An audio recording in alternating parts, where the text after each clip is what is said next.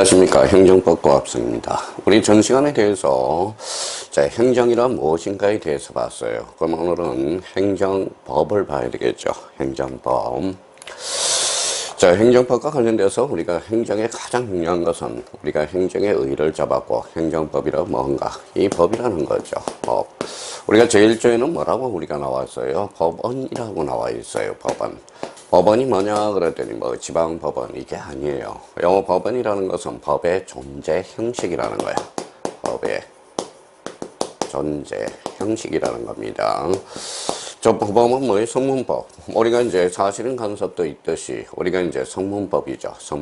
성문법이 되고 거기에 대해서 간섭법까지는 언제 인정될 건가? 우리가 조리라는 것은 뭐예요? 사물의 마땅한 이치. 이게 바로 뭐예요? 조리가 되죠. 요 조리라는 것은 뭐예요? 바로 경엄칙이라는 겁니다. 우리가 대표적으로 그러면 우리가 민법을 해석할 때 어떻게 해석해야 돼? 민법 그러면 우리가 이제 목, 사, 임, 신 이렇게 보는 거죠. 당사자의 목적을 보고 사실인 간섭을 보고 임의 규정, 즉 신의칙. 신의칙이 곧 조리라는 의미를 우리가 가져올 수 있어요. 그런데 민법 제1조에는 뭐냐?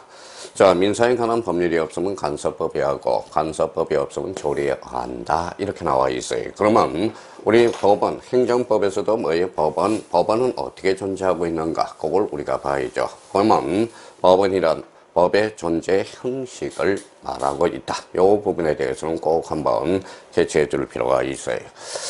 제1절 그러면 행정법의 의의죠. 개념 자체가 뭐라고 그랬어요? 행정의 조직, 작용, 구제에 관한 국내 공법이다. 공법과 사법의 차이는 뭐예요? 주체가 국가다 그러면 공법이 되겠죠. 주체가 사인이면 바로 사법이 되는 거예요. 우리가 법의 체계에 대해서 우리가 잡을 때 피라미드 구조로 형성이 되어 있죠. 요거는 뭐예요?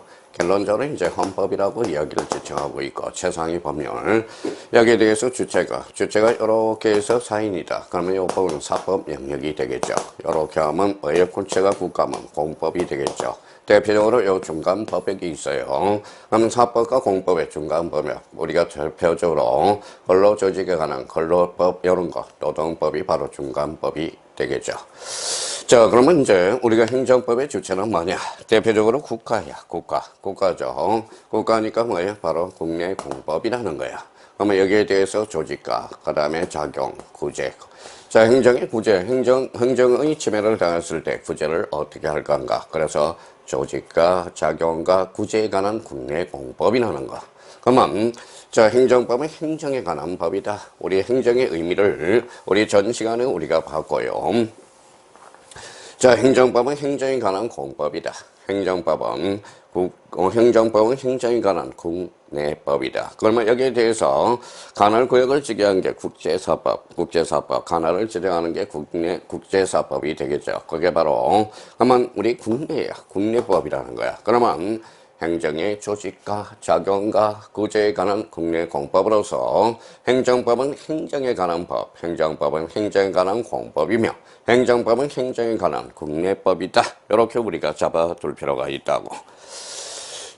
그러면 이제 행정법의 의의를 우리가 잡아봤으니까 행정법은 어떤 역사적, 제도적 고찰이 있어야 되겠죠. 그러면 여기에 대해서 우리가 보면 행정법의 승리가 발달이 돼 있어. 행정법의 승립은 법치국가 사상, 즉 행정제도의 발달. 우리가 대표적으로 크게 보면 대륙법계 국가가 있고, 즉 뭐예요?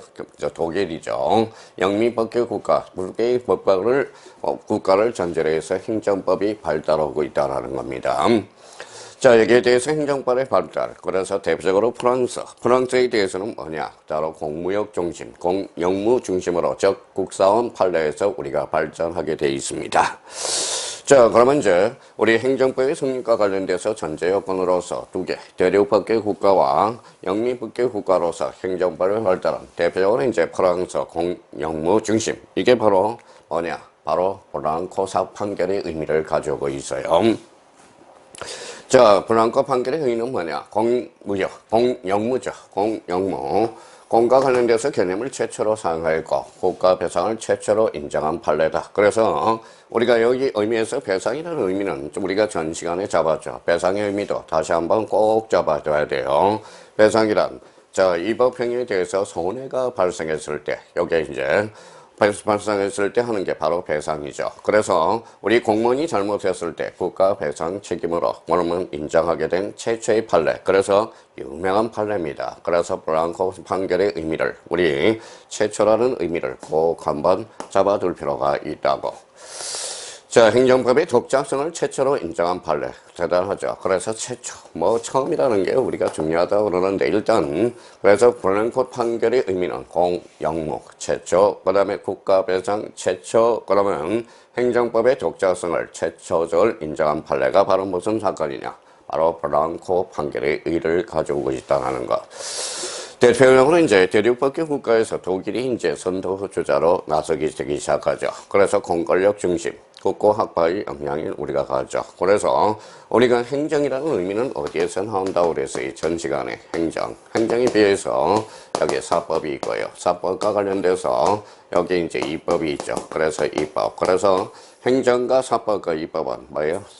트라이죠. 그래서 상권 분립해서 전제 요건으로 한다고 그래서 우리가 대표적으로 체크한 밸런스죠. 그러면 사법에 대비되는 게 행정이고 입법과 관련돼서 우리는 요거는 이제 행정부 수반이고 요거는 법원 소속 즉 사법부겠죠. 요거는 입법부 소속이 돼. 그래서 행정과 사법의 입법, 체크한 밸런스 이렇게 되는 겁니다.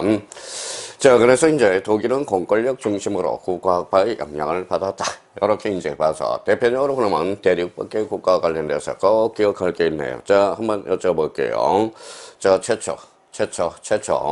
행정법의 최초는 브랑코 판결. 그래서 최초 기억해두고 거기는 공권력 중심으로 국가학파의 영향을 우리가 받았다. 자, 여기에서 이제 영미법계 국가에서 대표적으로 영미를 우리가 한번 봐야죠. 그러면 자 19세기 초라고 그랬어요. 그러면 행정법 발달을 하지 않아서 보통의 지배하에 국가의 국민은 대등했다라는 거예요. 그래서 20세기 초에 와서 절차를 중심으로 발달하게 된 거예요. 행정 절차. 그래서 절차법이 이제 탄생하게 되죠. 그래서 프랑스, 독일, 영미국가. 그러면 이제 자, 여기에 대해서 이제 행정법의 특수성이 뭐냐? 우리가 특수성이라는 것은 한마디로 특성을 이야기하죠. 우리가 우리가 특질이라는 거다. 특질이라는 것은 뭐예요? 바로 특수한 성질이라는 것. 그래서 이런 의미도 우리가 적으면서 행정법의 특수성은 뭔가, 행정법의 특질은 뭔가를 우리가 살펴볼 필요가 있다고. 자, 그렇다면 행정법의 특수성으로서 규정 형식의 특수성이다. 규정 형식이라는 것은 뭐예요? 규정이라는 것은 우리가 형식설이라는 게 있어요. 형식설. 그래서 형식이라는 것은 뭐냐? 이게 절차의 의미를 가지고 있어요. 그러면 절차다 그러면 항상 의미를 뭘로 판단을 해야 돼? 절차적 측면이다. 우리가. 자, 절차적 측면은 그러면 형식을 갖고 있다라는 걸 우리가 적고 여기에 대해서 실질이라는 게 있어요. 그래서 실체라는 거죠. 이거는 바로 내용을 의미하고 있다라는 거. 항상 늘 이야기해서 우리가 문제를 잘 풀기 위해서는 전 시간에도 이야기를 했어요. 일단 기본적으로 문장 해석력이 돼야 돼. 문장 해석력을 잘하기 위해서는 첫 번째 뭐가 돼야 된다고 그랬어요. 자, 개념을 잡아라. 개념은 결론적으로 이거는 공식이라는 거예요. 공식. 수학에도 공식이 있듯이 우리 수학을 잘하면 공식을 기본 개념을 우리가 외워줘야 돼. 외워주고 여기에서 개념이라는 것은 즉 용어라는 거야. 그래서 우리 절차법의 특수성들은 바로 절차, 개념을 정확하게 인지해 두셔야 된다는 거예요. 그럼 여기에서 두 번째 뭘 잡아야 돼? 어떻게 흘러가고 있는가? 틀을 잡아줘야 돼. 그러면 행정법은 아까 뭐라고 그랬어요? 다시 한번 우리가 가면 여기에서 뭐라고 그랬는지 한번 봅시다. 자, 행정법과 관련돼서 행정법이란 이렇게 나와 있죠. 자, 우리가 뭐라고 그랬어요? 조직과 작용과 규제, 이 틀이야. 그러면 우리 행정법의 구성은 조직이 구성되고 행정부의 조직과 작용, 그 다음에 규제라는 어느 단어가 바로 특수한 키워드가 되죠. 그럼 조직과 작용과 규제라는 것은 구제와 관련돼서는 이런 틀을 받아야 돼. 그러면 행정법은 크게 행정조직법, 행정작용법, 행정구제법 이렇게 나눠진다는 거야. 그럼 여기에 대해서 우리가 이 틀을 잡으면 뭐가 되느냐? 문장 해석 능력이 있다는 겁니다. 자, 그렇다면 이제 의미를 우리가 잡아서 그러면 행정법의 특수성을 우리가 봅시다. 규정 형식의 특수성이야. 자, 우리가 이제 법치국가 사상으로서 우리가 됐다면 그를 뭐요? 그를 명문으로 나누게 하죠. 그래서 성문성이야. 그래서 형식이 다양화되고 있다는 걸 알 수가 있어요. 그러면 규정 형식의 특수성, 즉 성형이야. 성문성과 형식의 다양성을 띠고 있다. 자, 형식을 받았으니까 규정 형식이야. 그럼 여기에 대해서 규정 성질의 특성은 뭐냐? 바로 국가가 한다. 획일성이라는 거야. 획일성. 국가는 강제성을 띠고 있죠. 그래서 강제성이라는 말을 써주게 돼요. 그리고 행정은 뭐라는 거예요? 기술적이야. 법기술성. 기술성을 가지고 있어. 그래서 명령 규범성을 띠고 있고 행위 규범성을 띠고 있다. 다음 중 행정법의 특수성에서 성질이 다른 거. 그러면 1번, 2번, 3번. 그 다음에 여기에서 5번 한다면 이게 정답은 몇 번입니까? 바로 4번이 되겠죠. 그래서 규정 형식의 특성과 규정 성질의 특성을 우리가 꼭 기억해둬요. 특히 규정 성질의 특성에 대해서 기억을 한번 잡아서 획일화되고 강행하고 기술성을 띠고 명령 규범성을 띠고 행위 규범성을 띈다라는 걸 꼭 4개를 우리가 암기를 해 둘 필요가 있어요. 자, 그렇다면 이제 행정과 관련돼서 이제 특성에 대해서 보고 있어요. 그러면 여기에 대해서 자, 4번째는 우리가 한번 보도록 하죠.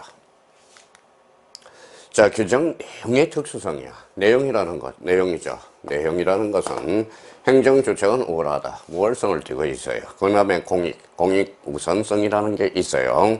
우리 모든 것은 뭡니까? 공익과 사익으로 적절한 절차가 필요하다고. 공익과 사익이라는. 공익을 올리면 뭐예요? 사익이 깨지고 사익을 올리면 공익이 깨져요. 그러면 이 공익과 사익을 어떻게 적절하게 조화시킬 건가? 이게 바로 우리 공익과 사익의 측면이죠. 공익적인 측면에서 우리가 하면 공법이 되고 요 사익적이라면 사법이 된다라는 거예요.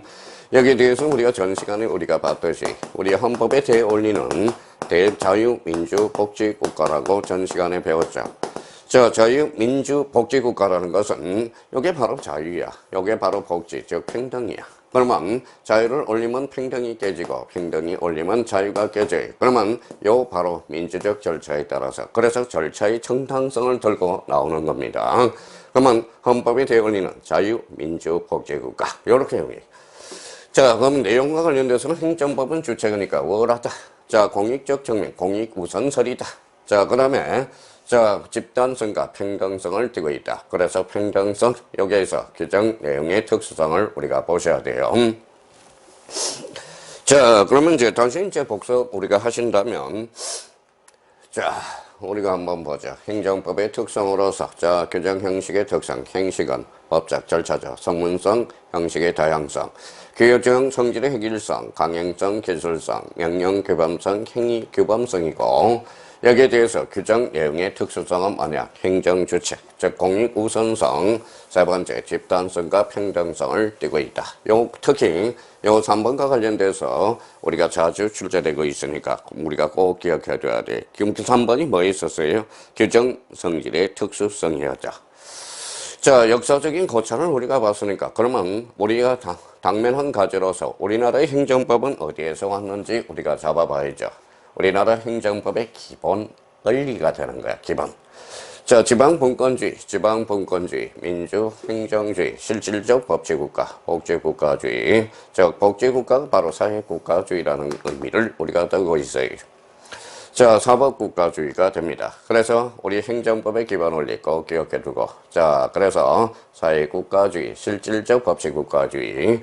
자, 요 5개를 꼭 한번 숙지해달라는 겁니다. 자, 그러면 우리나라의 행정법의 기본 원리도 우리가 봤고요. 그러면 우리 행정법의 원리들은 어떤 원리들이 있는가 보도록 하죠. 법치행정의 원리를 우리가 살펴보도록 하겠습니다.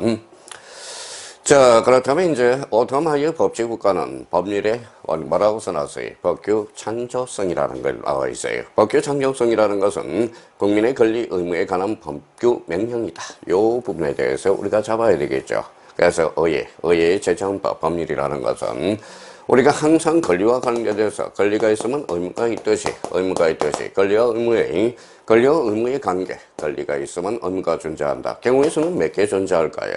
권리가 있으면 의무가 존재하죠. 두 번째와 관련돼서는 권리는 있는데 의무가 존재하지 않을 수도 있다고. 그러면 세 번째는 자, 권리는 없는데 의무가 존재할 수 있다라는 거야. 그러면 여기에 대해서 기본 원리 원칙은 바로 요 1번이겠죠. 그래서 특히 요 2번이 상당한 중요한 의미로 대두되기 시작해요. 이게 바로 그 유명한 뭐가 됩니까? 자, 권리는 있는데 의무가 존재하지 않는 것. 이게 바로 일명 바로 형성권이 된다라는 거예요. 형성권이라는 것은 일방적 의사표시에서 효과가 발생하는 것. 이게 바로 형성권이 돼. 그래서 이제 권리 의무 관계가 바로 나중에 어떻게 하는가. 주체에 따라서, 주체는 뭐라고 그래놨어요? 주체에 따라서.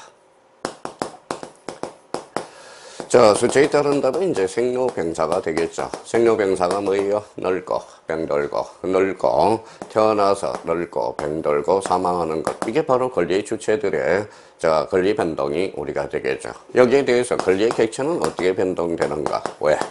권리의 객체는 항상 권리의 객체와 관련돼서는 우리는 이게 득실 변경이 되는 거야. 득실 변경. 그래서 취득, 변경, 소멸이 되죠. 그래서 권리의 주체에 따라서 즉 생로 병사가 될 거고 객체. 그래서 득실 변경이라는 게 그래서 주체와 객체. 그래서 우리 오토마의 법치 국가는 권리 의무에 관한 법규 명령이라고 우리가 지칭을 했다라는 거예요. 자, 그래서 여기에서 법률을 유보한다. 법률을 유보했다라는 것은 뭐예요? 수권의 근거가 되는 거야. 수권. 자, 법의 어떤 국가, 줄 숫자가 되겠죠. 권한을 주는 근거가 되는 게 바로 법률 유보, 꼭 기억해둬야 돼요. 법률 유보라는 걸. 자, 여기에 대해서 세 번째, 법률 우위, 위반 불가라는 거야. 법률이 우위니까 뭐예요? 위반 불가가 되겠죠. 그래서 오토마의 법제국가, 그래서 법규 창조력. 자, 두 번째, 법률 유보. 그래서 수권의 근거가 되고, 자, 세 번째, 법률위에서 법규. 그래서 여기 위반에 불가가 된다는 걸 잡아줘야 돼. 자, 우리가 이제 두 번째로는 형식적 법치주의다. 자, 형식이라는 것은 우리 법학에서 절차적 측면을 이야기하고 있어요. 그래서 이제 절차적 측면이야, 형식이라는 것은. 자, 그래서 독립명령, 행정권 스스로. 자, 침해 유보를 하는 거죠. 권력과 비권력의 관계에서 침해를 유보하는 거야. 권력과 비권력 관계에서. 그래서 침해 유보설 그러면 의해서 제정한 형식적 법률에 위반하지 않으면 된다라는 거야. 이게 이제 참 이게 행위가 된다라는 거야. 절차를 잘 지키면 된다. 그러면 거기에 대해서 인권유리는 뭐예요? 불가하고라도 그러면 결론적으로 이제 절차의 정당성을 나타내는 게 즉 형식적 법치주의가 돼. 그래서 자, 의회에서 제정한 형식적 법률에 위반하지 않으면 된다. 형식과 절차만 일치하지. 정당 여기 나와 있죠. 정당 내용에는 신경을 안 쓴다라는 거야. 불문한다라는 거야. 자, 안경 적용은 사형이다. 그런 것들이겠죠. 그래서 우리 형식적 법치주의, 즉 독립명령, 그 다음에 침해 유보설. 자, 침해 유보설 형식이라는 것은 두 가지 의미를 잡아두셔야 돼. 그래서 오토마의 법치국가에서 한계를 벗어나기 위해서 형식적 법치주의가 이제 탄생하게 돼. 한계. 이제 한계가 도달하니까 어때요? 반성해야죠. 그래서 반성으로 나온 게 바로 실질적 법치주의라는 거예요. 여기 나와 있죠. 반성. 그 다음에 한계와 관련돼서. 자, 반성과 관련돼서 하는 것은 그러면 절차가 중요한 게 아니라 뭘부터 중요하냐? 그러면 실질이라는 것은 뭐예요?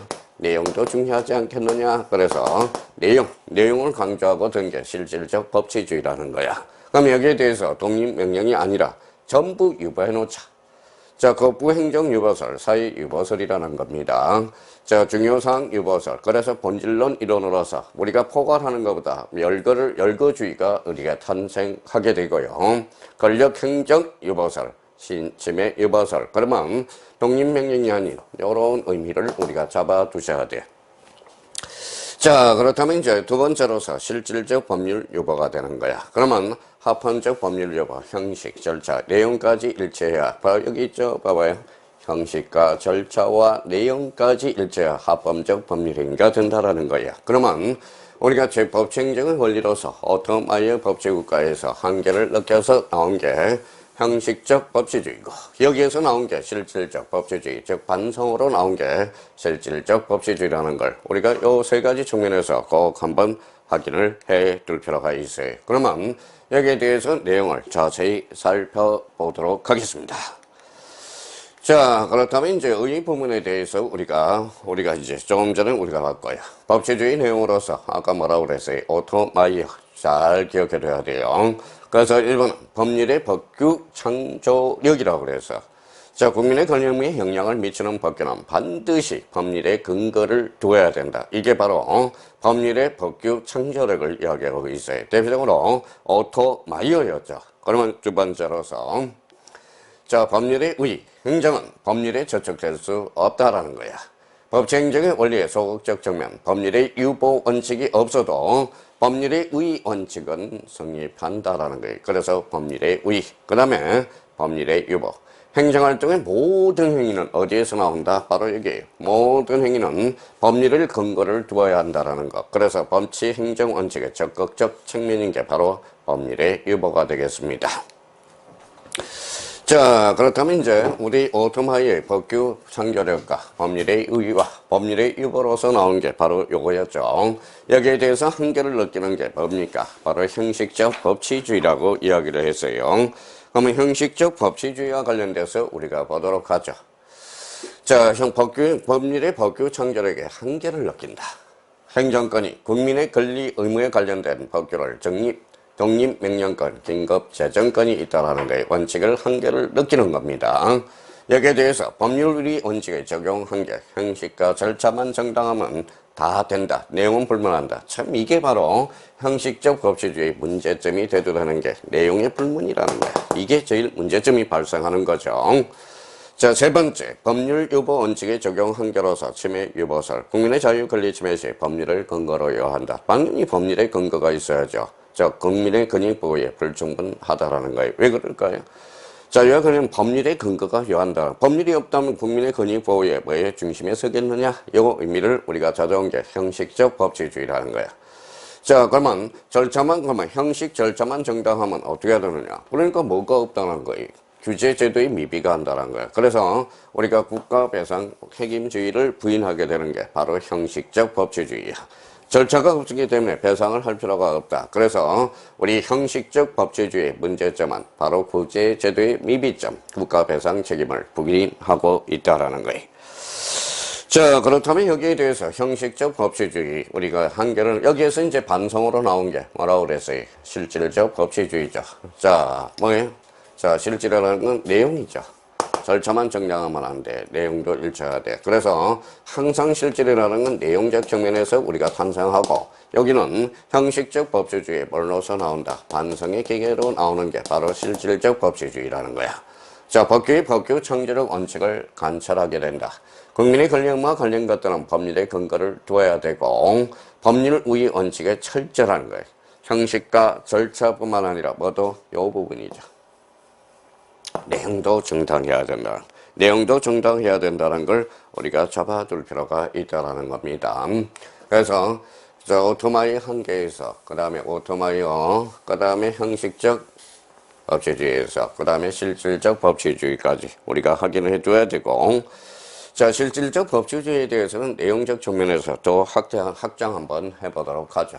자, 법률 유보 원칙의 적용법이 확대다. 그래서 침해 유배설.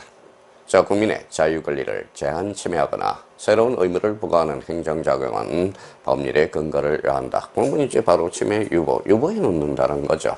장점은 어때요? 국가 권력이 개인 생활 영역에 대한 침해 방어가 되고 단점은 거부 행정이 법률 유보로 제외될 수가 있다라는 거예요. 거부 행정이라는 것은.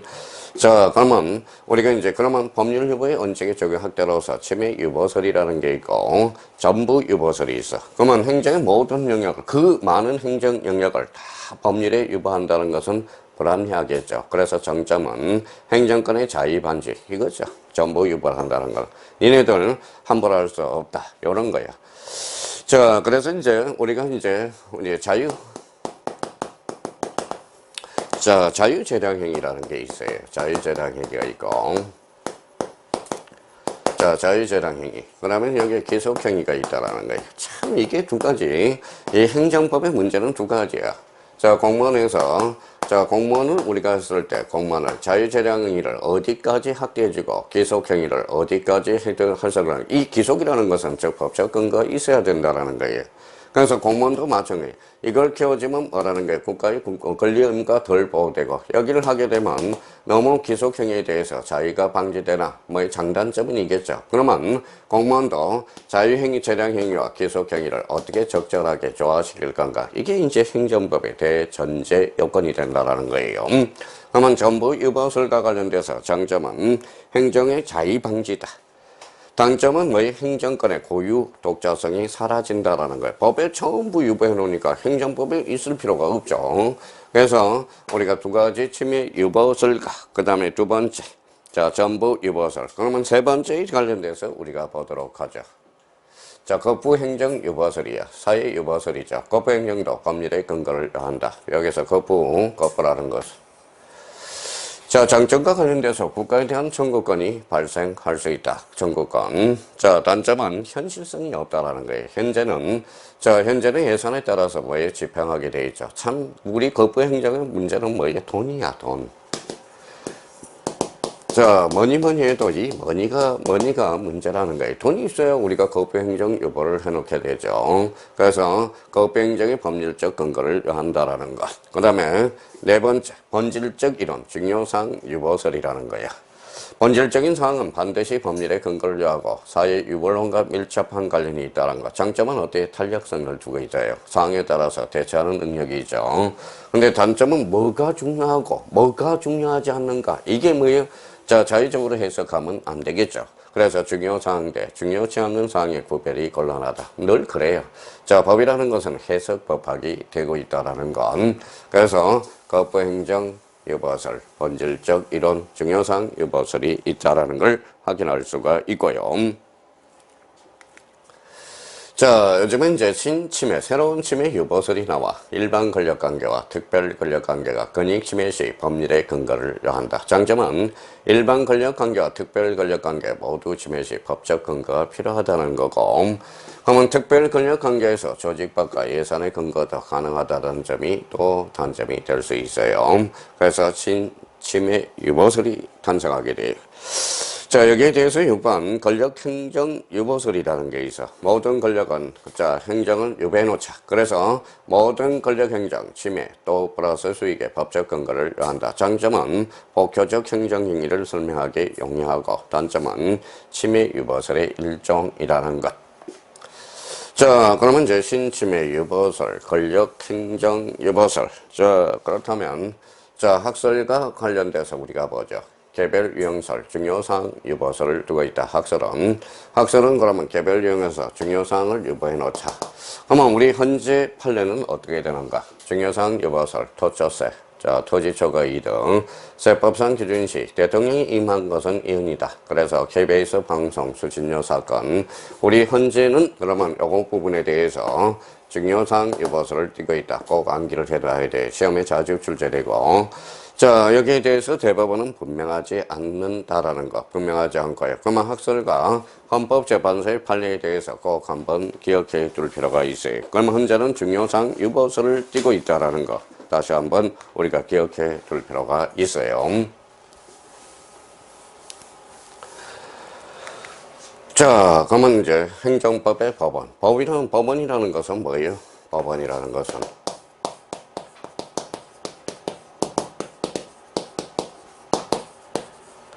자, 법의 존재 형식이야. 법의 존재 형식. 법은 어떻게 존재할 건가? 이게 바로 법의 존재 형식이야. 자, 여기에 대해서 이제 성문헌법이 있고, 성문법원이 있고, 불문법원이 있어. 그래서 우리가 최고의 법원은 뭐라고 그랬어요? 헌법으로 존재할 수 있죠. 그래서 헌법. 그래서 행정법의 최고 법원이다. 여기에 대해서 헌법 밑에 뭐가 있죠? 법률이 있어. 대표적 기본적 법원이고, 여기에 대해서 이제 조약에 대해서 조약. 그 다음에 국제법규, 그 다음에 국내법과 동일한 효력이 발생한다는 거. 자, 명령과 관련돼서 대표적으로 법규 명령이 있어요. 법규 명령. 법원성을 인정하고 있다. 그러면 행정규칙은 어떻게 될 건가? 요거 조심해야 돼요. 요거 꼭 기억해 줘야 돼. 자, 행정규칙도 다수 처리해야 한다면 법원성을 인정해주고 있다는 거. 요 부분에 대해서 꼭 한번 잡아둘 필요가 있어요. 자, 자치법규로서 자치법규와 관련돼서 조례 규칙이 있어요. 자, 그러면 성문법원, 그러면 헌법, 그 다음에 법률로 존재할 수 있고, 조약, 그 다음에 법규와 관련돼서는 법규, 명령, 법원성을 인정하고 있고요. 그러면 행정규칙도 거의 다수서는 법원성을 인정하고 있다. 자치법규로서 조례 규칙이 있다라는 거. 그래서 조례 규칙 이렇게 연결이. 자, 불문법원으로서 첫 번째 이제 간서법이라는 게 있어. 간서법, 성립, 법적 학심설이 돼야죠. 다수설이. 효력은 보안적 효력설이 다수설이고, 종류는 행정선례법, 민중간서법이라는 게 있고요. 자, 판례법과 관련돼서 요거 꼭 한번 암기해야 돼요. 판례법은 법적 근거가 없습니다. 요 부분에 대해서 꼭 한번 짚어놓고 가야 돼요. 조리는 최후의 보충적 법원이다. 조리는 사물에 마땅한 이치라고 그랬어요. 그러면 행정법의 법원으로서 그러면 성문헌법과 불문헌법에 대해서 우리가 이제 살펴봐야 되겠죠.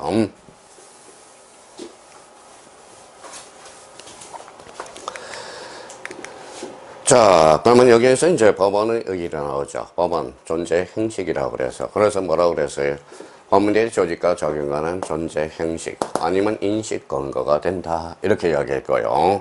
법원은 계속적 반복적으로 적용이 돼야 된다는 거예요. 그러면 법원의 의미와 관련돼서 포인트는 바로 존재 형식, 조직과 적용, 부재제적, 그래서 인식 근거.